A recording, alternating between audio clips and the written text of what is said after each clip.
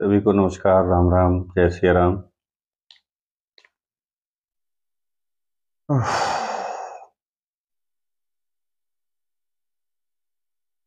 2024 का सबसे बड़ा उत्सव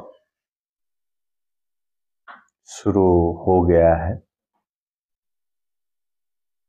चुनाव की रणभेदी बज चुकी है और 7 चरणों में चुनाव की घोषणा कर दी गई है पूरे देश में। अब तो जैसा लोग वादे कर रहे थे, जो भी आपका ओपिनियन पोल और वगैरह जो है, वो तो अब सब कोई मायने नहीं रखता, क्योंकि जब चुनाव होंगे और 4 जून को जब परिणाम आएंगे तो उस समय सारी की सारी चीजें सामने आ जाएगी। जय श्री राम धीरज जी। तो अब देखना है कि क्या होता है। वैसे बहुत ज्यादा कि अमूलचूल परिवर्तन कुछ होने जा रहा है या परिवर्तन कुछ होने जा रहा है, जैसा मैंने अभी कुछ पोस्ट देखा कि किसी ने कहा कि मैं ये गारंटी है कि हाँ मोदी सरकार नहीं आएगी, जबकि ऐसी कोई बात नहीं है। अब रही बात क्या कि कितनी सीटें, अब देखने वाली बात है कि किसको कितनी सीटें मिलने जा रही हैं। सबसे महत्वपूर्ण बात यह है कि किसको कितनी सीटें मिलेंगी, लेकिन सरकार तो मोदी की ही आएगी, ये तय है।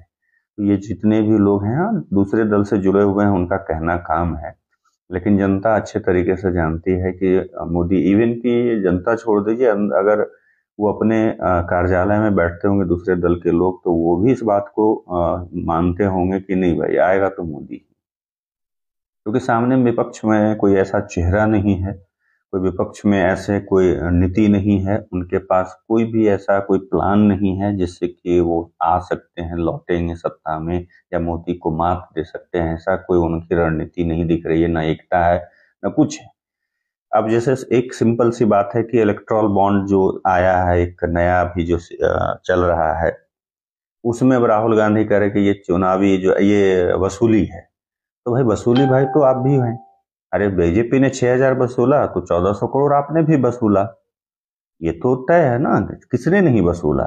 टीएमसी सिर्फ बंगाल में है और सबसे ज्यादा दूसरे नंबर पे है वो पैसे इलेक्ट्रॉल बॉन्ड लेने के मामले में, और तीसरे नंबर पे कांग्रेस पार्टी है। जबकि टीएमसी के टोटल सांसद कितने हैं? 22 सांसद हैं। कितनी जगह सरकार है? एक जगह सरकार है। कितनी आबादी पे उनकी सत्ता है? 7% पे सत्ता है। तो कैसे बने जिसको मतलब जो ये जो आज बीजेपी पे हमलावर हैं, मैं ये कि बीजेपी को डिफेंड नहीं कर रहा हूँ, ये तो एक तरह से वही बात हो गई कि हमाम में सब नंगे हैं, सारे लोग नंगे हैं। तो इलेक्ट्रॉल बॉन्ड पे जो राहुल गांधी का स्टेटमेंट आज आया है थाने महाराष्ट्र में कि ये चुनावी वसूली है, तो भाई मेरे तुम भी वसूली भाई हो, तुम थोड़ी नहीं वसूल रहे हो। और ये एक जोड़ना कि उन्होंने जिन जिन कंपनियों पर ईडी का छापा पड़ा उसके बाद वो इनको जो है इलेक्ट्रॉल बॉन्ड दिया, तो उसके सारे बहुत सारे ऐसे रिकॉर्ड्स हैं जो कि उन कंपनियों पे पहले भी 2015-16 में भी छापे पड़े थे।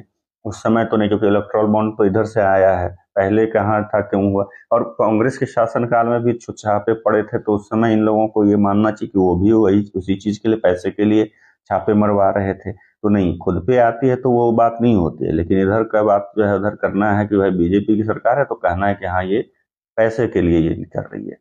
आपने जब कांग्रेस सत्ता में थी तो जितने पे छापे मरवाए जा रहे थे, ईडी और सीबीआई और आईटी का जो रेड हो रहा था, उस समय ये सब याद क्यों नहीं आते थे आपको? आज रोना क्यों आता है आप लोगों को? आज हर चीज में ये क्यों लगता है कि दुरुपयोग हो रहा है? उस समय आपको क्यों नहीं लगता कि आपने दुरुपयोग किया था इन सब चीजों का? आपने भी किया था ना दुरुपयोग। तो जस करनी तस भोगहि ताता, नरक जात तो क्यों पछताता, ये तो सीधा सीधा एक कहावत है भाई।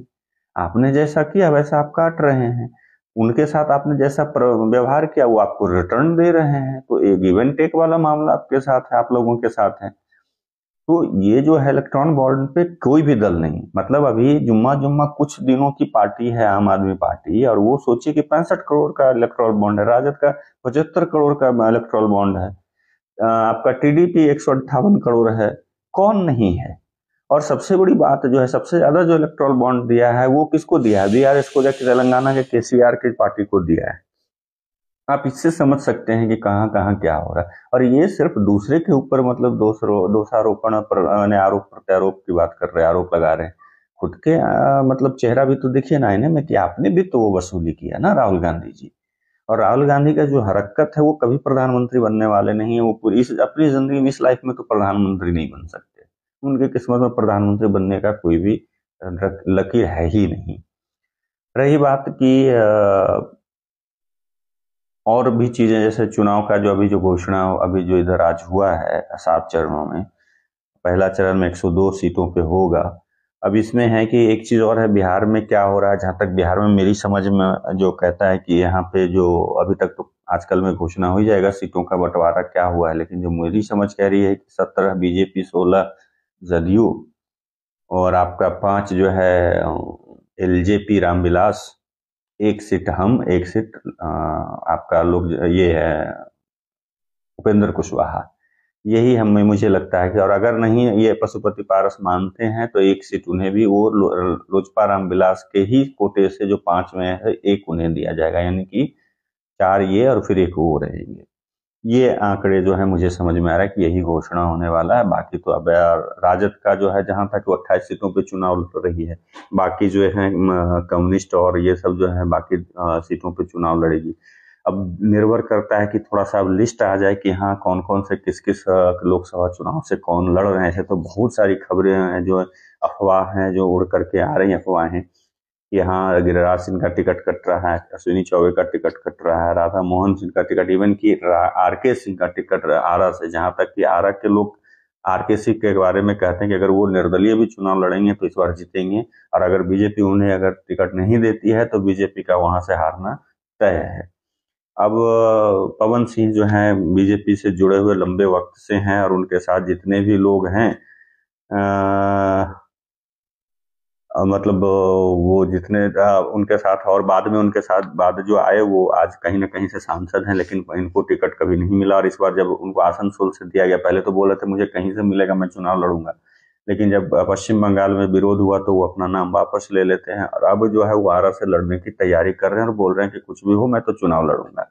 लेकिन अब बीजेपी देखिए ऐसे उनका क्या है कि बिहार में भी है, मोतिहारी हो गया, आरा हो गया, छपरा हो गया, इन सब जगहों से, औरंगाबाद हो गया, इन सब जगहों से वो चुनाव लड़ने का सोच रहे हैं। अब कहाँ से टिकट मिलता है वो तो बात की चीज, लेकिन जहां तक मुझे लगता है कि औरंगाबाद से भी नहीं मिलेगा, क्योंकि सुशील सिंह वहां पे अच्छे मतलब अच्छा उनका अपना ये है पकड़ है, और लोगों का कहना है कि वो वही जीतेंगे। तो वो चीज देखने को लगता है कि वहां पे नहीं मिलने वाला। आरा में भी मुझे नहीं लगता कि आरके सिंह को छोड़ करके किसी को दूसरे को टिकट मिलना है। अब कहा जा रहा है कि रामकृपाल यादव के जगह पे नवल किशोर यादव चुनाव लड़ेंगे, लेकिन मुझे इसका भी समझ से बाहर लगता है, क्योंकि नवल किशोर यादव जो ऑलरेडी यहाँ पे एमएलसी हैं, और रामकृपाल यादव का वैसा कुछ दिख नहीं रहा। उनके बेटे भी अच्छा कार्य वहां पे कर रहे हैं। ऋतुराज सिन्हा जो रविशंकर प्रसाद के जगह पे चुनाव लड़ेंगे, ऐसी बातें आ रही हैं। क्या है जो कुछ दिनों में तो निकल करके खबर सामने आ ही जाएगी। लेकिन कुल मिलाकर के है कि सारी सीटें अगर क्लियर समझ में आते, कैंडिडेट का नाम अगर ऐलान होता है तो स्पष्ट हो जाएगा कि कौन कितनी सीटें यहाँ से जीत रहा है। मेरा आकलन उसके बाद ही मैं अपना अनुमान, ऐसे ऐसे जो फिलहाल का मेरा अनुमान जो है मैं ये कह सकता हूँ कि एनडीए गठबंधन जो है यहाँ से 25 से 30 सीटों पे जीतेगी, और वही 10 से 15 सीटों के आसपास जो है, मैक्सिमम 10 सीटों में मेरा मानना है कि महागठबंधन जीतेगी। ये मेरा मानना है। बहुत ज्यादा अगर होगा तो 8 से 10 सीटों का मैं रखता हूँ। बाकी जो है यहाँ पे एनडीए उतनी सीटें जीतेंगी। इस बार जो है सीटों की संख्या बीजेपी से ज्यादा जदयू की कमेगी, ये तय है। बीजेपी 17 सीट में से 17 जीतती है कि नहीं जीतती है तो निर्भर करता है कि किस किस सीट से चुनाव लड़ रही है और कौन कौन कौन चुनाव लड़ने वाले हैं, इस पे भी निर्भर कर रहा है। क्योंकि अभी तक कुछ बहुत ही कांच-पिच है कि कहाँ से कौन लड़ेगा। कोई कह रहा है कि भाई नहीं, बीजेपी अपना कैंडिडेट नवादा से भी उतार सकती है, तो किसको किसके खाते में कौन सीट जाती है। अब रमा देवी इतने पुराने सीनियर लीडर हैं, लेकिन उनके बारे में सुन रहा हूँ कि टिकट कट जाएगा इस बार वहां से अलग। वो जो है मतलब रमा देवी सीट शिवहर से शायद चुनाव लड़ती हैं, वो मतलब जदयू के कोटे में जाने वाला है। तो मुझे अजीब सा लग रहा है कि जहां से आपके 3-3 बार 4-4 बार के सांसद हैं, उनको टिकट काट करके अगर वो आप अपनी सीटिंग विनिंग सीट अगर आप देते हैं दूसरे दल को, तो ये आपकी सबसे बड़ी बेवकूफ़ी होगी। लेकिन ये सब अभी जो सारी चीजें हवा में बातें तैर रही अफवाह है, और इसके अलावा कुछ और नहीं है। उत्सव आनंद भरानी, नालंदा के सांसद महोदय को आप अब तक के कार्यों को आप किस प्रकार देखते हैं? उत्सव मुझे जहाँ तक समझ में अभी तक का, मैं 15 साल में कह सकता हूँ कि मुझे बहुत कुछ ज़्यादा समझ में नहीं आ रहा है। और अभी इनका जैसा भी तो सुन रहा हूँ कि शायद इनको चौथी बार जो है टिकट मिलने जा रहा है। अभी तक सुनने में तो यही आ रहा है, लेकिन नीतीश जी को समझना मुश्किल ही नहीं, नामुमकिन है कि वो ऐन मौके पे किसको ये देंगे सीट। ये सब बताने का मतलब अभी कोई नहीं कह सकता है, किसी को भी मिल सकता है। लेकिन अभी जो अभी जदयू के लोगों से या और लोगों से जो इन सब सूत्र के हवाले से कहते हैं कि मेरे पास खबर रहती है, अगर उन लोगों की बात को माने तो शायद उन्हीं को फिर चौथी बार जो है टिकट मिलने जा रहा है। और ये भी तय है कि टिकट मिलेगा तो जीतेंगे भी, क्योंकि जब गठबंधन में आ जाते हैं और बीजेपी जब भी है और ये सब सब तो सीट तो जीतना है। तो वो चीजें हैं, लेकिन इनके अगेंस्ट मुझे लगता है कि कुछ चीजें हो सकता है नीतीश जी उस वजह से टिकट इनका काट सकते हैं कि तुम्हारा कह सकते हो जो एक बजरंग दल के ऊपर जो इन्होंने बयान दिया था, या जो राम मंदिर के लिए प्राण प्रतिष्ठा के लिए निमंत्रण जो आमंत्रण दिया जा रहा था उस पर जो इनका बयान था, तो इन सब चीजों को देखते हो सकता है कि नीतीश जी अपना मन बदलें। लेकिन फिलहाल जो है, और एक चीज और है कि एक इनके फेवर में ये जाता है कि ये चुप रहते हैं। और नीतीश जी को एक ऐसा व्यक्ति चाहिए जो उनके सामने बोले नहीं। और दूसरी चीज क्या है कि मतलब एक चीज और कह सकते हैं हम लोग कि एक तो बोलने वाला व्यक्ति नीतीश जी को पसंद नहीं है, जो कहें वही सही। और दूसरी चीज है कि बहुत सारे लीडर जो हैं कि थोड़ी से जब थोड़ा सा कोई प्रसिद्धि वो पाते हैं या किसी पद पे जाते हैं तो वो मिलना जुलना कम कर देते हैं, पब्लिक से फैमिलियर होना कम कर देते हैं, पब्लिक को एंटरटेन करना बंद कर देते हैं।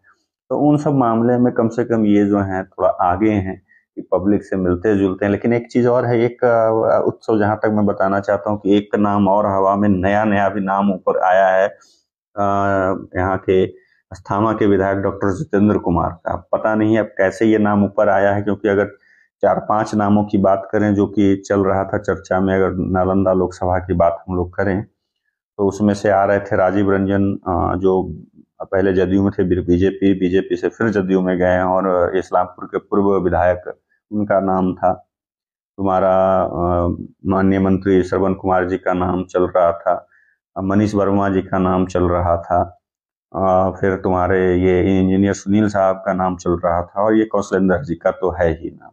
उसके बाद अचानक से एक नाम चला किसी न किसी अति से, फिर जितेंद्र जी का भी नाम ऐड हो गया है। तो निर्भर अब जो है कुछ दिनों में ये क्लियर हो जाएगा कि कौन यहाँ से चुनाव लड़ेंगे। जदयू से, जदयू तो यहाँ से जदयू ही लड़ेगी। भारतीय जनता पार्टी के लोग भी इसमें प्रयासरत थे कि उनके दल के को टिकट यहाँ का सीट मिले, लेकिन यहाँ पे जो पर्यवेक्षक के तौर पे यहाँ पे जो कैलाश विजयवर्गीय जब आते हैं तो उन्होंने साफ साफ कहा कि ये गठबंधन हो चुका है और गठबंधन के तहत ये सीट जो है जदयू को ही जाएगा। तो यानी कि बीजेपी तो अपने सारे चीजें जो है वो बैक टू पेविलियन की ओर चली गई है। तो अब बात रह गई कि जदयू में, अब जदयू में भी जहां तक है कुछ नाम सिमट कर करके रह गए हैं। अगर मैं कहूँ, अपनी बात कहूँ, तो मुझे जो समझ में आता है, मेरी जो समझ अपनी कहती है कि मैं अगर अपनी बात के हिसाब से कहूँ कि कुछ नाम सिमट के रह जाते हैं। उसमें से वर्तमान जो सांसद हैं कौशलेंद्र कुमार जी, अस्थामा के विधायक डॉक्टर जितेंद्र कुमार, ये हो गए। और मनीष वर्मा अब उतने कहीं फ्रेम में है नहीं, इंजीनियर साहब भी कोई फ्रेम में नहीं। अचानक से नीतीश जी कोई अचानक से निर्णय लें तो अलग बात है। मंत्री जी ऑलरेडी मंत्री बन चुके हैं तो उनका नाम पहले ही ये हो गया।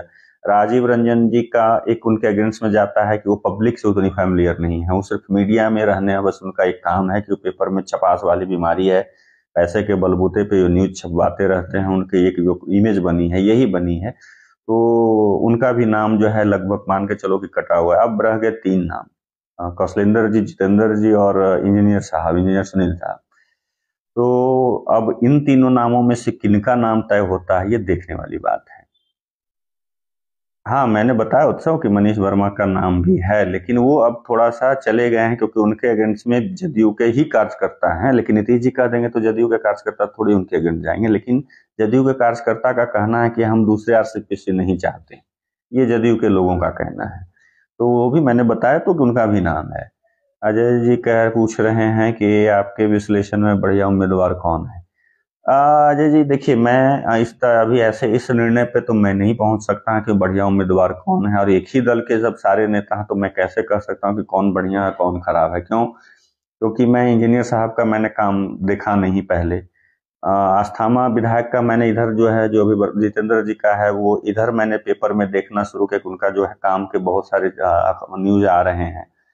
और जहां तक रही बात वर्तमान सांसद कौशलेंद्र जी की, तो अगर मैं बात स्पष्टता रूप से कहूं तो पिछले 3 टर्म में बहुत बड़ा इन्होंने अमूल चूल यहाँ पे कुछ काम किया हो, ऐसी कोई बात नहीं है। हाँ, ये कुछ मान सकते हैं कि इन्होंने बहुत सारे जो है वो यात्री शेड्स दिए हैं। अब इस बार मैंने देखा कि बहुत सारे उनके योजनाओं से गली उली भी बनी है, उनके दिया द्वारा अनुशंसा से आपके कुछ भवन निर्माण भी हुआ, तो ये सब चीज हुआ है। तो देखा जाए कि उस समय से अगर मतलब माने तो कह नहीं सकते, इंजीनियर साहब उस हिसाब से पिछड़ते हैं। तो अब दो नामों के बीच में मेरा हिसाब से अगर है तो है, अब देखिए कि इनका ये होता है। लेकिन जदयू के लोग तो कह रहे हैं कि कौशलेंद्र जी को ही मिलेगा, लेकिन कहीं ना कहीं मीडिया के अगर मीडिया की माने और कुछ लोगों की बात को माने तो, और जो कुछ कुछ जो पिछले 2 महीने से जो घटनाक्रम घटी है, जब से जदयू जो है एनडीए के साथ आई है, उसके पहले भी कुछ समय से, तो 2 महीने के अंदर जो स्थिति मैंने देखा है मीडिया के माध्यम से, तो जितेंद्र जी बहुत नजदीक में खड़े रहते हैं इनके नीतीश जी के, और बड़ा पैर छूते हैं, और नीतीश जी उनको बहुत अच्छे से पीठ थपथपाते हैं, और बहुत एक प्यार दिख रहा है। तो ये कोई बहुत बड़ी बात नहीं हो कि उनको भी टिकट मिल सकता है। तो ये दोनों में से किन्हीं को भी टिकट मिल सकता है, ये तो तय है। अब जिनको भी मिलेगा वो तो जीतेंगे यहाँ से, वो भी तय है। अब जहां तक यहाँ के महागठबंधन के उम्मीदवार, तो कांग्रेस अलग दावा कर रही है कि कांग्रेस के जितने भी लीडर हैं वो कहते हैं कि दिलीप जी को टिकट दिया जाए, और राजद यहाँ पे अलग से वहां यहाँ चुनाव लड़ना चाहते हैं। लेकिन राजद के उम्मीदवार कौन होंगे ये पता नहीं अभी चल पा रहा है कि यहाँ से राजद के उम्मीदवार कौन होंगे। तो अभी उन लोगों में भी ऊहापोह की स्थिति है कि यहाँ की सीट किसको गया है। वैसे तो कुछ कुछ खबर आ रही है कि आज जैसे बहुत सारे जो मतलब अपने नाम के आगे जो महतो लगाते हैं, उन्होंने अशोक महतो का नाम लगा के कि हाँ भाई उनको शायद मुंगेर से टिकट मिल चुका है राजद के तरफ से। ये भी एक चौंकाने वाली खबर है, क्योंकि जहां तक है जदयू के पहले, वो जहां तक जो पहले हम अखबारों के माध्यम से सुनते थे कि वो करीब थे, लेकिन अचानक से वो राजद के करीब चले जाते हैं। कैसे भाई? अब ये तो राजनीति है, जिसको जहां फायदा वहां वहां वो जाएंगे। तो ये कहना भी मुश्किल है। यहाँ जब अभी उम्मीदवार राजद से भी तय नहीं है, और कांग्रेस अलग डिमांड करे कि दिलीप जी चुनाव लड़ें, लेकिन मुझे लगता है कि अगर मेरी माने तो यहाँ जो भी लड़े विपक्ष से, उनका हारना तय है नालंदा से। और नवादा जो है, नवादा में अगर हम लोग चलते हैं तो नवादा में भी बहुत सारे नाम जो है हवा में तैर रहे हैं। नवादा के लोगों का कहना है, नवादा के जितने भी पार्टी के लोग हैं उनका एक ही नारा है कि नवादा का बेटा ही यहाँ का नेता बने। आज तक नवादा से कोई माने लोकल नेता लोकसभा का चुनाव नहीं लड़ा है, नहीं जीता है। ये नवादा के लिए भी दुर्भाग्य, और इसी वजह से नवादा के जो लोग हैं, नवादा की जो जनता है, और नवादा के जितने भी दल के कार्यकर्ता हैं, वो कह रहे हैं कि यहाँ का लोकल ही कोई मतलब जो है उम्मीदवार होना चाहिए। अब गुंजन सिंह अचानक से वो किस फ्रेम से, किस वजह से वो आते हैं, क्यों पैसा है इस वजह से वो अपने आप को दावा ठोक रहे हैं, लेकिन वैसे कोई उनका नहीं। अगर वो टिकट मिलता भी है, हो सकता है कि भाई किसी बड़े दल से मिल जाए जिनका कि वो जीते, लेकिन मुझे नहीं लगता कि अगर वो खड़े भी होते हैं बीजेपी या लोजपा को, ये सबको छोड़ के, एनडीए को छोड़ करके, तो हार तय है। अंकित शाही का कहना है कि नवादा से अरुण, अभी तय नहीं है अंकित, क्योंकि अभी वहां पे चंदन सिंह भी अपना दावा ठोक रहे हैं, और भारतीय जनता पार्टी के भी लोग वहां पे डिमांड कर रहे हैं। तो इसलिए अभी तय नहीं है कि किसका क्या हो रहा है। वो तो एलजेपी का सीट रहा ही है 2 बार से, लेकिन उसके पहले उठा करके देखोगे तो भाजपा वहां से जीतती आई है। भाजपा के अच्छे खासे लोग वहां से, और हमेशा नवादा ने जिताया है। लेकिन नवादा का दुर्भाग्य रहा है कि नवादा को जो मिलना चाहिए वो कभी मिला नहीं इन नेताओं से, चाहे वो भोला बाबू हो या गिरिराज जी हो, उसके पहले संजय पासवान हो, कामेश्वर पासवान हो, ये सारे बीजेपी से सांसद रहे हैं, और इन लोगों ने नवादा को कुछ दिया नहीं है। तो ये दुर्भाग्य वाली बात है। अब जहां तक अगर उस हिसाब से पैमाना पे नापोगे तो चंदन सिंह आगे हैं इन लोगों से। चंदन सिंह ने कुछ काम तो किया है, इन लोगों से बेहतर काम किया है। बाकी अब किनको टिकट मिलेगा वहां पे, वो तो बात की चीज है। और मैंने अजय जी आपका मैंने जवाब दिया कि बेहतर मैं इसलिए नहीं किसी को 3 लोगों में से तय कर सकता हूँ अपने हिसाब से, क्योंकि मैंने इंजीनियर सुनील साहब को देखा नहीं, उनके क्रियाकलाप को जब वो विधायक थे कि उन्होंने क्या किया नहीं किया। कौशलेंद्र जी का मैं देखा हूँ, और अभी आपके विधायक जी जो अस्थामा से हैं डॉक्टर जितेंद्र कुमार, उनका इधर से अखबारों के माध्यम से जानकारी मिल रही है। और जितने उन्होंने कार्यों की अनुशंसा करी थी और सभी का उद्घाटन शिलान्यास जो बहुत ताबड़तोड़ कर रहे हैं, और उसी हिसाब से इस बार जो है पहली बार मुझे इतना एक्टिव जो है यहाँ के सांसद महोदय भी दिखे हैं। तो लग रहा है मुझे, जहां तक मेरी समझ कह रही है, कि जनता दल यू में नालंदा में कंपटीशन जनता दल यू के नेताओं के बीच में है कि टिकट हमको मिलना चाहिए, और ये आपस में ही एक दूसरे के मतलब जो है कंपटीटर बने हुए हैं। अब तो बताने वाली बात है। एक बात और है कि अगर मीडिया के अफवाहों की बात करें तो एक और अफवाह उड़ी कि हो सकता है कि जदयू के सिंबल पर आरसीपी सिंह चुनाव लड़ सकते हैं, लेकिन ये मेरे हिसाब से कभी नहीं होने वाली चीज है। जहां तक इसको मेरा जो सेंस कहता है दिमागी, ये ऐसा हो ही नहीं सकता है, क्योंकि कोई ऐसी संभावना भी नहीं दिख रही है, और कुछ मुझे लगता है नीतीश जी जल्दी किसी चीज को भूलते नहीं है। अजय जी का कहना है नालंदा में पंचायत स्तर पर एक सूत्र प्रयोग कर रखने में अस्थाना विधायक जितेंद्र कुमार हैं। ये देखिए, एक विधानसभा में वो कर रहे हैं, और वहां पे अगर वैसी बात है तो अच्छी बात है, तो उनका भी नाम चर्चा में है, तो वो तो अब 2-3 दिन में क्लियर हो जाएगा अजय जी किनको टिकट मिल रहा है नहीं मिल रहा है। लेकिन चर्चा में है वो, ऐसा नहीं कि वो चर्चा में नहीं है। बाकी जैसे मंत्री जी का नाम उसमें ऑलरेडी वो साइड हो गया, क्योंकि वहां पे ऑलरेडी बिहार में मंत्री बन चुके हैं। उनका नाम बहुत जोर शोर से चल रहा था कि हो सकता है वो चुनाव लड़े, लेकिन नहीं, वो खत्म हो गया, वो अफवाह मैंने साबित हुआ। राजीव रंजन जी का जैसे मैंने बताया कि उनके साथ एक बहुत ही माइनस पॉइंट है कि वो पब्लिक के साथ फैमिलियर नहीं है, वो पेपर बाजीवार में सिर्फ विश्वास रखते हैं, और छपास की बीमारी से वो ग्रसित हैं। तो उनका भी उस तरह से कुछ दिख नहीं रहा है, और अगर वो खड़ा भी होंगे तो मुझे लगता है कि उनको समर्थन से ज्यादा उनका विरोध होगा। और इंजीनियर साहब का मुझे कुछ समझ में नहीं आ रहा है, क्योंकि उनका नाम बहुत बार आया है, लेकिन किसी न किसी कारण से अब वो उनका नाम कट ही जा रहा है, और ऐसी कोई अभी फिलहाल चर्चा इंजीनियर साहब की नहीं है। तो अब नाम 2 बचे, कौशलेंद्र कुमार और जितेंद्र कुमार। अब इन दोनों में से नामों का क्या होगा आपके, अगर जदयू की बात को माने तो कौशलेंद्र कुमार तय हैं, लेकिन अगर जहां इधर उधर की माने तो जितेंद्र जी का भी चांस है। तो ये तो हो गई बात। अब आगे है कि बीजेपी में जहां तक सुनने को मिल रहा है कि गिरिराज सिंह, अश्विनी चौबे या राधा मोहन सिंह, इन सब लोगों का टिकट कटना है। मेरे हिसाब से इन लोगों का कटना भी चाहिए, क्योंकि अब इन लोगों की उम्र हो गई कि आराम से बैठे, 2-2 टर्म 3-3 टर्म लोग सांसद रह चुके हैं। अब नए लोगों को मौका देना चाहिए। अब इन लोगों की जरूरत जो है, ये या तो संगठन संभाले, नहीं तो रिटायर हो, और नहीं तो इन लोगों को कहीं का राज्यपाल बनाकर करके मौका दिया जाए, जैसे सत्यदेव नारायण आर्य को दिया गया।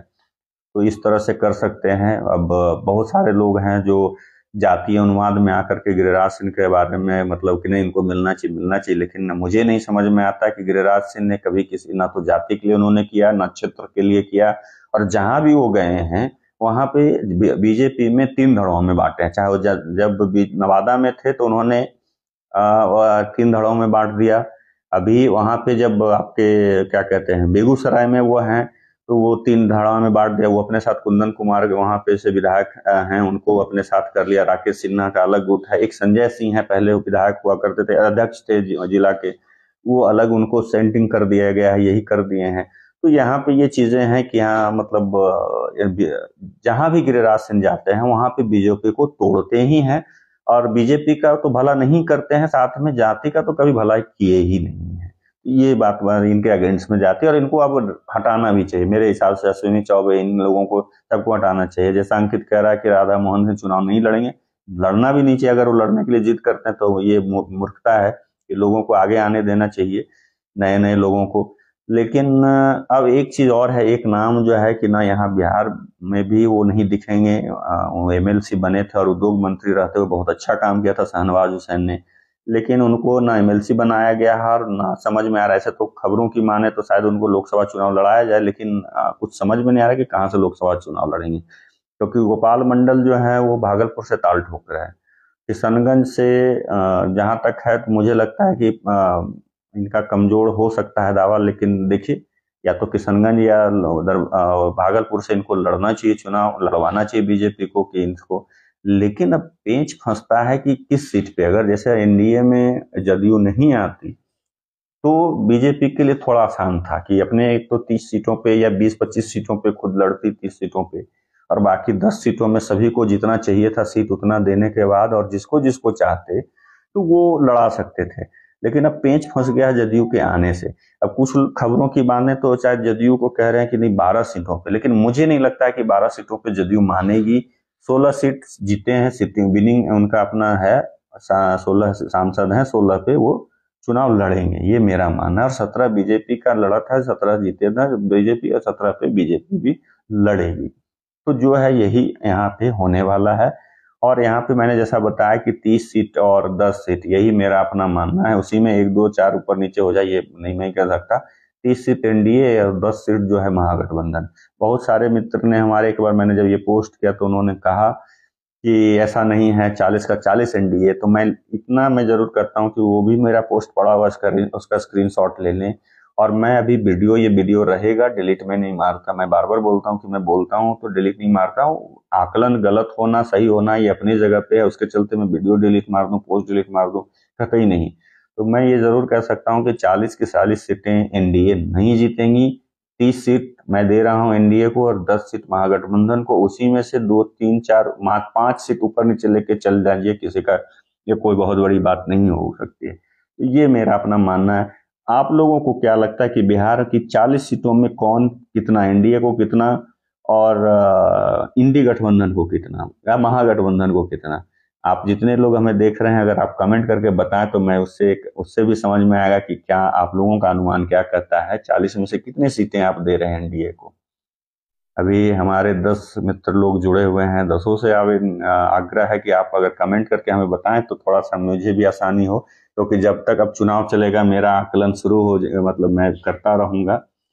अंकित ने मेरे बातों का समर्थन किया है, 30 पक्का ये कह रहे हैं अंकित ने। अजय जी आप देख रहे हैं तो आप, अजय जी का कहना है 38, बड़ा एकदम गजब का इन्होंने दिया है 38, मतलब 1 सीट पिछली बार से कम। लेकिन बाकी लोगों का जो, हम लोगों का जो आकलन है उससे ज्यादा ये दे रहे हैं। और 2 लोग हैं वो भी, उनका कमेंट अगर आ जाए तो अच्छा रहेगा। ये तो दोनों दे दिए हैं और मेरा भी अपना ये है, अब देखने वाली बात है। लेकिन 30 का तो मेरा अपना अनुमान है। और यहाँ नालंदा से अमित पटेल का कहना है 34 से 35 सीट एनडीए का, मतलब मिला जुला कर करके अमित पटेल हम ही लोग के साथ हैं, हमारे और अंकित के साथ। क्योंकि मैंने बोला 30 सीट और उसमें से अगर ऊपर नीचे 4-5 नीचे भी हो सकता है, ऊपर भी हो सकता है, तो मिला जुला के इनका भी वही है। लेकिन ये कहना कि ये, जैसे बहुत सारे लोगों का कहना है कि महागठबंधन को 1 सीट भी नहीं मिलेगी और 40 का 40, मैं नहीं मानता और ये लोग नहीं मान रहे। अभी तक जितने जो कमेंट आ रहे हैं, सौरभ सिंह जो है इनका कहना है 35 सीट, मतलब इनके हिसाब से भी ये माने तो कि एनडीए को 40 सीट नहीं मिलती दिख रही है।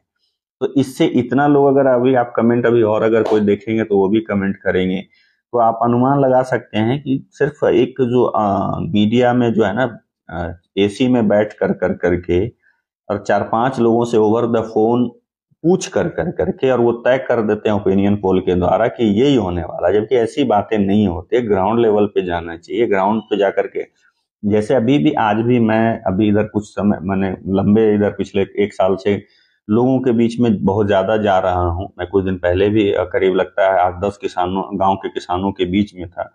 और उन किसानों का जब मैं वहां पे भाषण चल रहा था किसानों के द्वारा, और किसान जब अपने भाषण दे रहे थे तो जितना उन्होंने मोदी और मोदी सरकार की तारीफ करी, किसान निधि सम्मान के लिए कहें या जो भी उनको योजना का जो भी लाभ वो ले पा रहे हैं, उससे वो बहुत खुश हैं। तो उस हिसाब से देखें तो वो कतई नहीं ये कह सकते कि मतलब। और एक चीज और है कि अभी किसी दल के, मैं याद नहीं मुझे आ रहा है कि वहां पे जैसे किसान थे वो एक चीज से आक्रोशित थे सारे किसान, कि किसी दल के, विपक्षी दल के किसी लीडर ने कहा कि बेचारा किसान, किसान को बेचारा। इस पर किसानों ने कड़ी प्रतिक्रिया वहां पे उन्होंने जताई कि हम खिलाते हैं, हम पालते हैं पोसते हैं आपको और हमें आप बेचारा कह रहे हैं। हम बेचारा नहीं है, अगर हम आपके से हाथ खींच लेंगे तो आप बेचारे हैं। और ये कहना उनका जो है बहुत ही जायज है। जहां तक मुझे लगता है, याद आ रहा है कि विपक्षी दल नहीं, मैं माफी चाहूंगा, यहाँ के वर्तमान सांसद की वो बात कर रहे थे। जी हाँ, हाँ हाँ, अब कहाँ इन्होंने कौशलेंद्र जी ने ये बयान दिया, मुझे भी इसकी जानकारी नहीं है, लेकिन इस पर उन्होंने कड़ी आपत्ति दर्ज कराई है वहां पे जितने भी किसान थे। और ये अजय जी आपके प्रखंड थरथरी प्रखंड से ये मामला था, क्योंकि मैं कल आपके थरथरी प्रखंड में, कल नहीं परसों में था आपके थरथरी प्रखंड में, और ये मामला आया था। वहां पे लगभग 8 से 10 गांव के किसान थे और उन्होंने इस बात पर विरोध जताया कि हमें बेचारा क्यों कह रहे हैं सांसद महोदय। तो ये मुझे याद आया इस बात से। तो बात वही है मिला जुला कर करके कि अब बिगुल बच चुका है, आरंभ हो गया है चुनाव का जो रण क्षेत्र है, सज कर तैयार है, और 19 अप्रैल को पहला युद्ध है। अब देखिए कौन जीतता है, सिपाही मतलब जो जो सेनापति है कौन कहाँ पे जीतता है ये देखना होगा, लेकिन जीत तो, राजा तो एक ही है, वो बनेगा, उसी का तय है कि मोदी ही प्रधानमंत्री बनेंगे और मोदी ही आएंगे। और अच्छा, एक चीज आप लोगों से और मैं एक सवाल और आप लोगों के माध्यम से जानना चाहता हूं कि आप लोगों की इस पे राय क्या है कि आप एनडीए को कितनी सीट दे रहे हैं पूरे लोकसभा में, जितने 542 सीटों, 45 सीट का जो चुनाव होने वाला है, और बीजेपी को कितने सीटें दे रहे हैं आप लोग।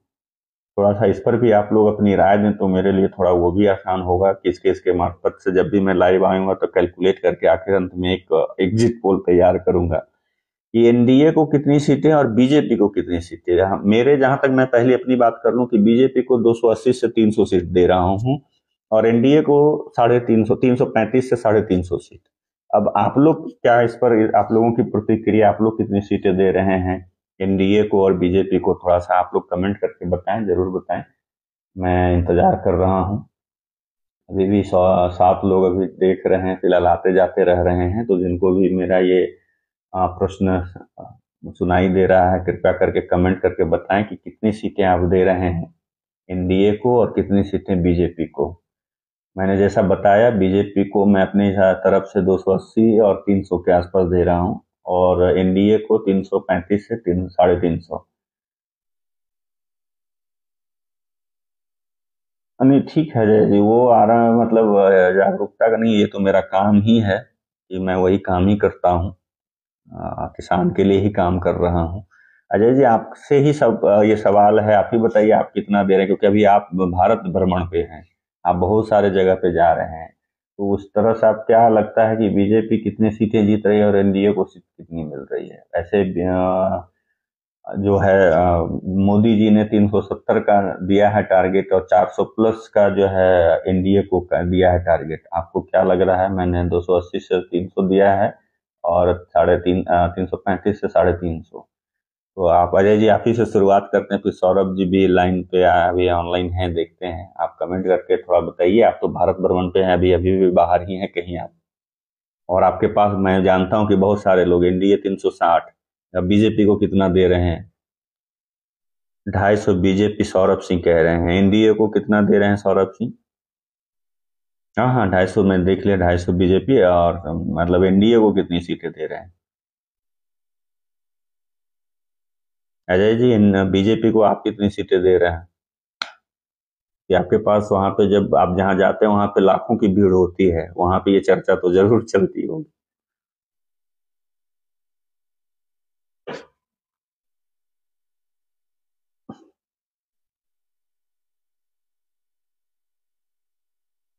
अभी एक और हमारे साथ जुड़े हैं, सौरभ सिंह ने बीजेपी को 250 दिया और अजय जी ने एनडीए को 360।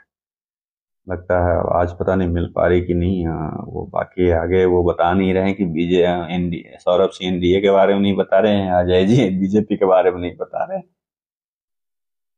आखिर बात क्या है भाई। आवाज जा रही है, आप लोगों को मिल रही है क्या। अब चिंटू, बाबा चिंटू से राजद के देखिए एक बहुत ही महान कार्यकर्ता आ गए हमारे, दिख रहे हैं कि लाइव वो देख रहे हैं। चिंटू जी ऐसे तो मैं जानता हूं आपका, लेकिन आप 40 सीटों में कितना दे रहे हैं यहाँ पे, आपकी महागठबंधन कितना सीटें जीत रहे हैं चिंटू जी, कमेंट करके बता सकते हैं क्या। और आपके यहाँ से मतलब नालंदा से कौन होंगे महागठबंधन से उम्मीदवार, किनको मिल रहा है या किनको मिलना चाहिए, चिंटू जी आपसे ये सवाल है। सौरभ सिंह जो है एनडीए को 310 से 315 सीट दे रहे हैं, अजय जी कह रहे हैं बीजेपी का कंफर्म अभी नहीं कर सकता। मतलब आप तो गजब का खेल गए अजय जी। ये 360 एनडीए को आपने दे भी दिया और बीजेपी का कंफर्म ही नहीं कर रहे हैं, जबकि बीजेपी सबसे ज्यादा सीटों पे चुनाव लड़ेगी। तो 360 आपने तो कुछ सोच के ही कहा होगा। सौरभ सिंह 310 से 315 एनडीए को दे रहे हैं, बड़ा एकदम मतलब अगर ये जो है अभी एनडीए वाले देखेंगे तो उनका हार्ट फेल होने का नौबत ये ला दिए। अब हमारे साथ देखिए आशुतोष, डॉक्टर आशुतोष कुमार, बीजेपी बिहार नालंदा के मंत्री। चिंटू जी फिर से पुनः आ गए हैं, शायद वो दिलीप कुमार जी लगभग, मतलब यानी ये आपका जो है चिंटू जी जैसा कह रहे हैं कि यहाँ से कांग्रेस लड़ेगी चुनाव, महागठबंधन से, है ना। और दिलीप जी का नाम लगभग तय है।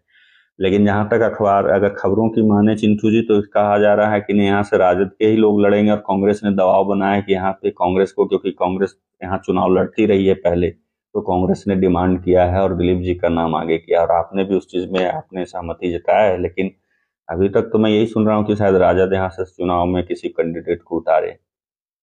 तो 40 सीटों में कितने सीटें महागठबंधन को देना चाहेंगे चिंटू जी? क्या लग रहा है कितने सीटें जीतेंगे महागठबंधन?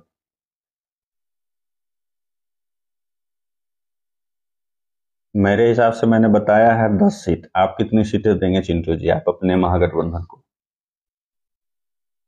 ईमानदारी से बताइएगा, जो लगे कि हाँ इतना जीतेगी महागठबंधन उतना ही बताइएगा।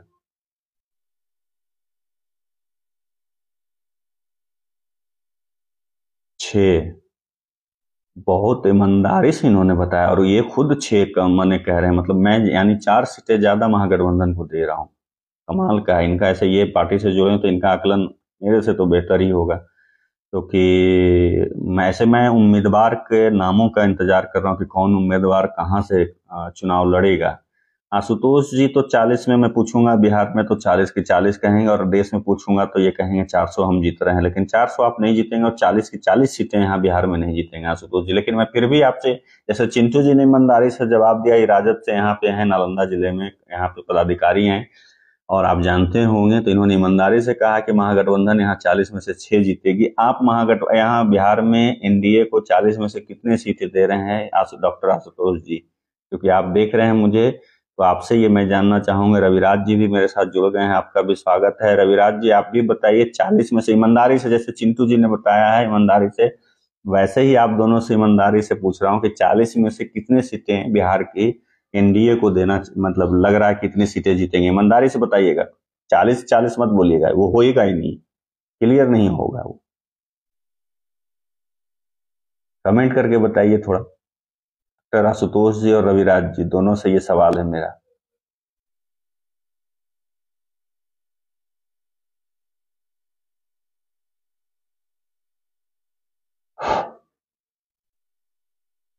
उनचालीस? रविराज जी आपने, लगता है कि थोड़ा सा पार्टी से जुड़े हैं तो वास्ट होकर ये बात कहें। मेरा मानना है 30 सीट, और बाकी लोगों का जितने कमेंट ऊपर देखेंगे 30 से 35 ही उन्होंने दिया है। आशुतोष जी का कहना है बिहार में एनडीए 37 से 39 सीटें जीतेंगी, पूरे देश में एनडीए 400 सीटें निश्चित रूप से जीतेंगी। इस पे मेरा आपके साथ शर्त लग गया आशुतोष जी कि पूरे देश में बीजेपी, सॉरी एनडीए जो है 400 सीटें जीतेंगी, मुझे नहीं लगता। और यहाँ तो बिहार में तो पक्का लगा सकता हूँ कि 37-39 सीटें नहीं जीत सकती हैं, ये मेरा है। और खुद देखिए एक ईमानदारी से इन्होंने जवाब दिया है, राजद के हैं, उन्होंने कहा कि 6 सीटें जो है आपका मतलब महागठबंधन जीतेगी। तो वही आकलन मेरा भी है, 8 हो 7 हो, मतलब 8 से 10 के आसपास मेरा आकलन है, महागठबंधन बिहार में चुनाव जीतेगी। हमारे एक अभिभावक अभी जुड़े, और वो शायद लगता है अभी हैं बने हुए, यहाँ के लोजपा रामविलास के संसदीय बोर्ड के अध्यक्ष भी हैं जिला नालंदा जिला के। तो जहां तक है मेरा अपना, मैं अपना जैसा मैंने पहले ओपिनियन बताया कि पूरे देश में बीजेपी 280 से 300 सीटें जीतने की संभावना है। उसमें 5 से 10 सीट ऊपर नीचे हो जाए ये बहुत बड़ी बात नहीं है, क्योंकि उतना तो लेकर के चलना होगा। और 335 से 350, मैंने जैसा पहले भी बोला कि एनडीए गठबंधन को आएगी, उसमें भी ऊपर नीचे 5 से 10 सीटों का रख लीजिएगा।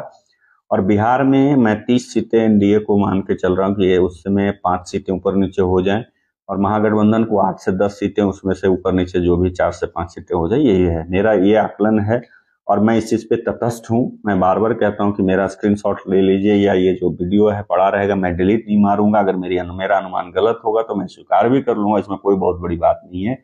लेकिन अभी तक जो लग रहा है, और ये भी तय है जैसा मैंने बताया कि बीजेपी का किसान बहुत बड़ा वोटर है। क्योंकि मैं किसानों के बीच में पिछले 1 साल से काम कर रहा हूँ, अलग अलग स्टेटों में, अलग अलग डिस्ट्रिक्ट में।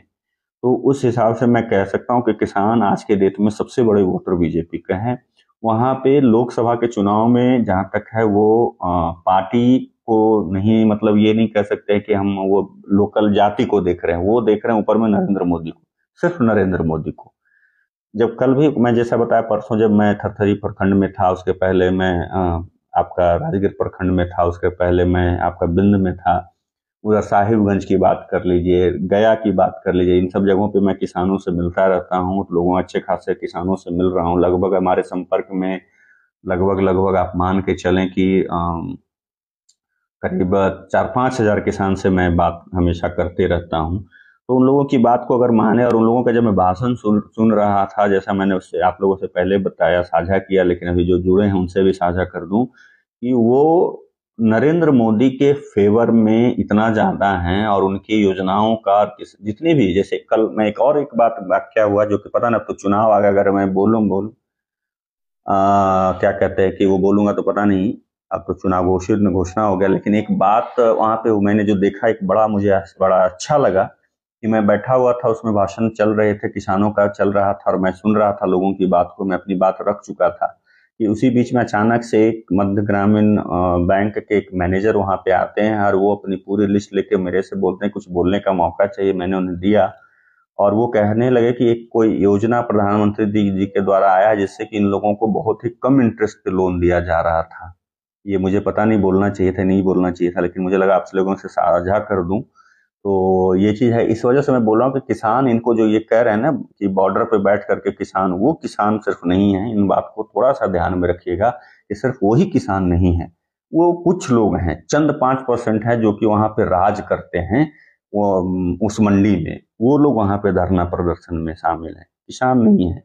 यहाँ पे मैं किसानों से मिल रहा हूँ, ये मोदी गवर्नमेंट से पूरा बहुत खुश है, और वो उनका सीधा उन्होंने कहा कि हमें उसी सरकार से उम्मीद है।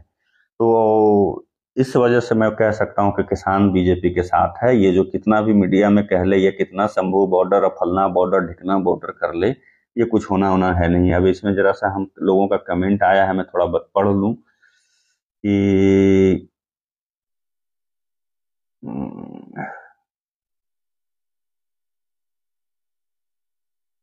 कहाँ चला गया। हाँ, हमारा आकलन, ये कह रहे हैं आशुतोष जी कि हमारा आकलन पत्थर की लकीर है, इन सब के पीछे सबसे बड़ा कारण बीजेपी और मोदी जी का कहीं ना कोई विकल्प नहीं है।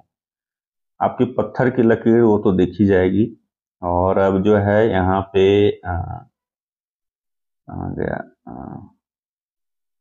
चिंटू जी कह रहे हैं कि सरकार एनडीए की बनेगी। देखिए, ये ईमानदारी पूर्वक चिंटू जी का जवाब है। ये राजद के लीडर हैं, पदाधिकारी हैं, लेकिन 400 पार नहीं होगा, मैं भी बोलता हूँ, और बिहार में 40 नहीं होगा, मैं भी बोलता हूँ। इस बात से मैं चिंटू जी से सहमत हूँ। सुतोष जी का कहना है कि इस बार जनता ऑलरेडी मन बना चुकी है, विकल्प नहीं, जनता जा रहा है। ये आपने पॉइंट वाली बात बोली है डॉक्टर साहब आपने, कि अभी जनता के पास मोदी जी के अलावा कोई दूसरा विकल्प नहीं है, इसी वजह से वो जीतेंगे। अगर कोई अच्छा विकल्प मिलता तो जनता सोचती भी, लेकिन कोई सामने, जो मैं बार बार यही बोलता हूँ, जब भी मैं लाइव आता हूँ तो इस बात का जिक्र करता हूँ कि मोदी के सामने कौन है।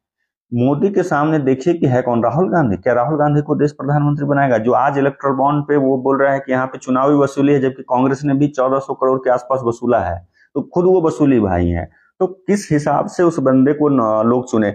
अब उसका कहना, भाई उस बंदे का कहना है कि अगर जातीय गणना होगी, जातीय जनगणना होगी, तो उससे पता चलेगा कि कौन से जाति कितना % जीएसटी दे रहा है।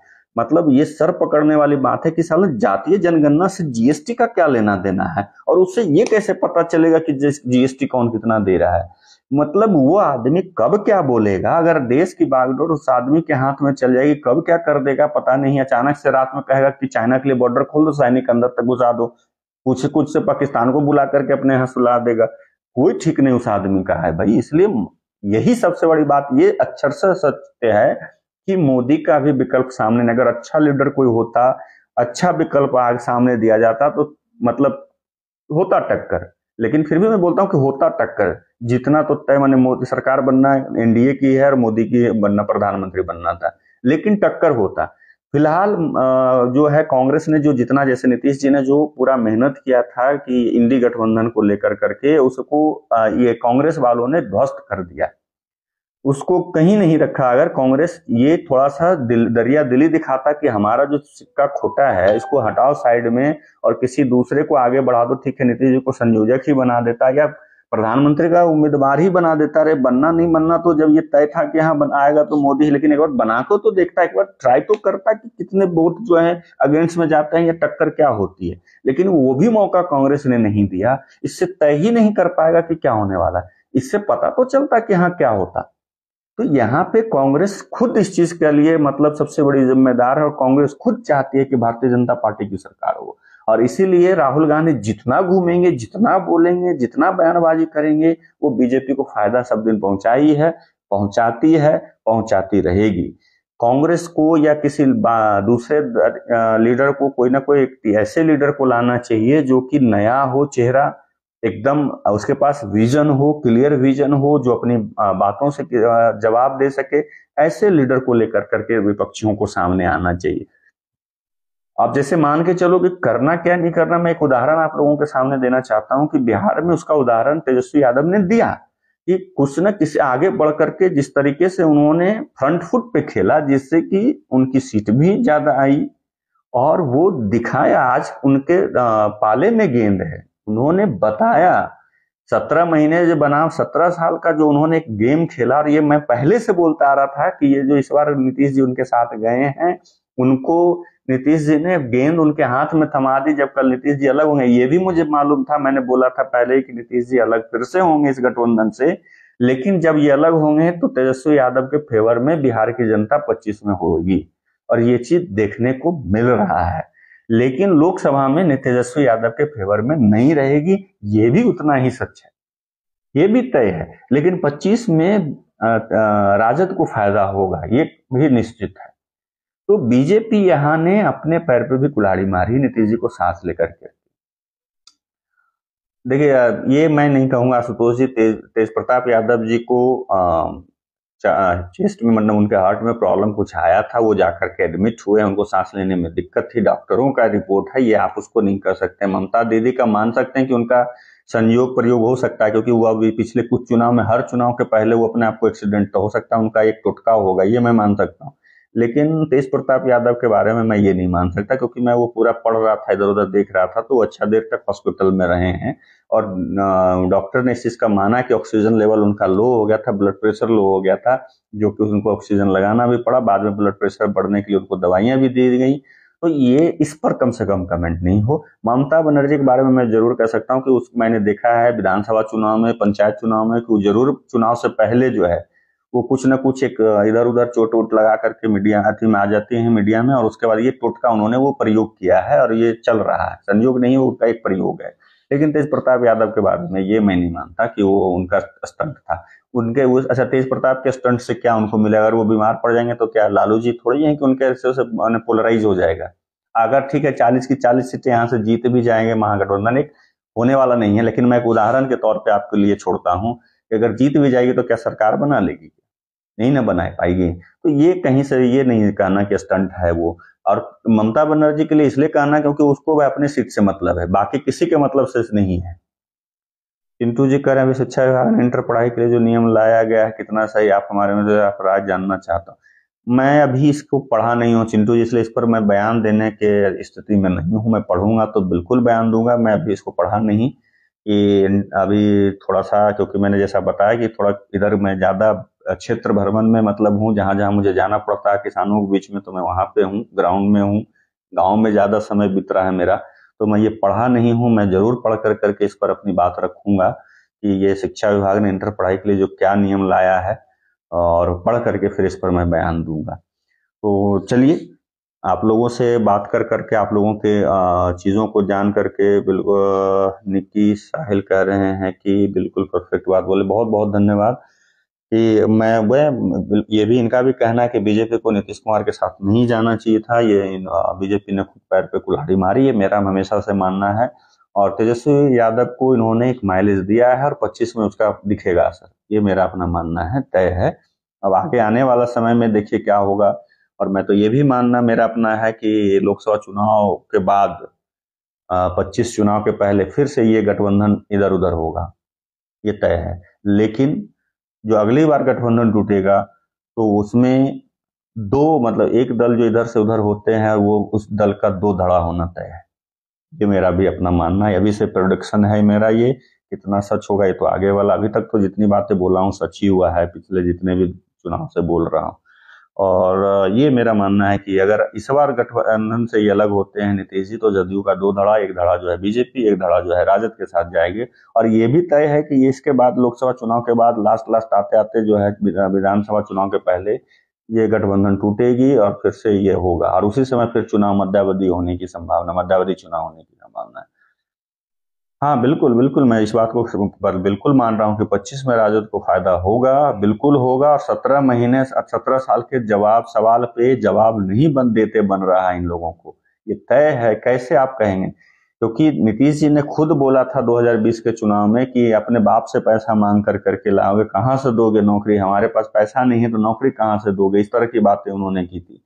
और बाद में इतनी नौकरी दी गई, तो वो तो कहीं ना कहीं अपनी बात को जायज ठहरा के चले गए ना। ये तो है कि इस बात को सही ठहरा के चले गए कि आज पैसा कैसे आ गया, आज आप नौकरी कैसे दे रहे हैं, उस समय तो बोल रहे थे पैसा नहीं तो नौकरी कैसे देंगे। तो ये चीज तो है, ये इसका जवाब जदयू के पास नहीं है। और बीजेपी जैसे एक चीज और मैं बोलना चाहूंगा कि बार बार नीतीश कुमार का, मैं यहाँ पे अब नीतीश कुमार के लिए बोल रहा हूँ कि नीतीश कुमार की पार्टी और नीतीश कुमार के बारे में बोला जाता है कि वो पलटीबाज हैं। पलटी तो सब मार रहे हैं, सिर्फ नीतीश कुमार थोड़ी मार रहे हैं। नीतीश कुमार तो वही है, मुख्यमंत्री वही रहते हैं। उनके साथ आने वाले इधर उधर जो साथ में आते हैं मुख्यमंत्री बनते हैं, मंत्री बनते हैं, तो पलटी तो सब मार रहे हैं। इसलिए ये पलटी मार सिर्फ एक के लिए नहीं कहना चाहिए, पलटू राम सारे लोग हैं, सारे दल यहाँ पलटू राम है। इस चीज से आप लोग भी जितने भी दल में रहें या बिना दल के रहें, इस चीज से आप लोग भी सहमत होंगे कि पलटू राम सारे लोग हैं। अगर नीतीश जी आज बीजेपी के पास आए थे तो बीजेपी को मना करना चाहिए कि हम नहीं लेंगे। क्यों? आज बीजेपी के साथ अलग होकर फिर उधर जाएंगे, फिर यही बीजेपी बोलेंगे इतना खराब मुख्यमंत्री हमने नहीं देखा। जैसे कल तक राजद के लिए नीतीश कुमार बहुत अच्छे मुख्यमंत्री थे, आज उनसे खराब मुख्यमंत्री कोई नहीं है। तो ये सारी चीजों का जो है देखिए कि मतलब नहीं ये हो सकता है। दूसरा ये क्या लिख रहे हैं, एक प्रशांत किशोर का क्या रोल रहेगा? प्रशांत किशोर का कोई रोल नहीं रहेगा। जो जैसे बोल रहे हैं प्रशांत किशोर का, जहां तक मेरी अपनी समझ में, मैं बार बार अपनी समझ से बोलता हूं, मैं फालतू की बातों को नहीं मानता और व्हाट्सएप ये सब देख करके बात नहीं करता।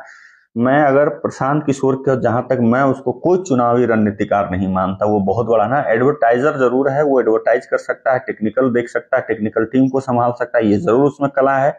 लेकिन प्रशांत किशोर किसी को चुनाव जितवा देगा, किसी दल को, ये मैं नहीं मानता। क्योंकि वो उस समय किसी के साथ हुआ जिस समय उसका जितना तय था।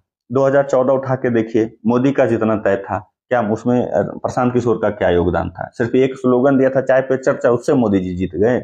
उस समय कांग्रेस से त्रस्त थी जनता, एक विकल्प चाहिए था और मोदी जी विकल्प के रूप में दिखे, इसलिए जनता ने उन्हें वोट दिया, प्यार दिया। तो प्रशांत किशोर वहां पे। अब अगर आप इधर आइए 2015 में महागठबंधन बिहार में, तो वैसे भी तय था कि यहाँ पे नीतीश जी और लालू जी जब पहली बार मिले हैं तो सीट उनको ज्यादा मिलना था और उनकी सरकार बनेगी। वहां पे भी वो माने हम प्रशांत किशोर का रोल नहीं मानते। तो ममता बनर्जी के साथ चले जाइए, ममता बनर्जी का जीतने का तय था वहां पे पहले ही से। मैं जब वहां पे गया था, वहां पे जब रिक्शा ऑटो चालक और रिक्शा चालक इन लोगों से जब मैंने बात किया था, तो उन्होंने साफ साफ कहा था, और लोगों के वहां जनता ने कहा था कि इस बार ममता बनर्जी भी एक टर्म और आएगी। जो टर्म आई है इसके बारे में भी बोला था कि ममता बनर्जी एक टर्म और आएगी, हाँ उसके बाद ममता बनर्जी नहीं आएगी। जनता की वहां की राय थी। दूसरी चीज मैं बोलता हूं कि आम आदमी पार्टी दिल्ली में जीतना था। अब मैं प्रशांत किशोर को तब रणनीतिकार मानता, बहुत बड़ा अहम रोल निभाने वाला मानता, जब यूपी में या पंजाब में कांग्रेस को जीत वो दिला देता, तब मानते कि बहुत बड़ा रणनीतिकार है। वहां क्यों नहीं जीत दिलाया? तो प्रशांत किशोर कुछ नहीं, सिर्फ वो जो कर रहा है वो सेकंड केजरीवाल बनने की कोशिश कर रहा है। बिल्कुल चिंटू जी, मैं इस बात से सहमत हूं कि बिहार में विकल्प है, वहां नहीं है। केंद्र में विकल्प अभी नहीं दिख रहा है, और मुझे आगे भी, जब तक राहुल गांधी है केंद्र में, कोई विकल्प नहीं है।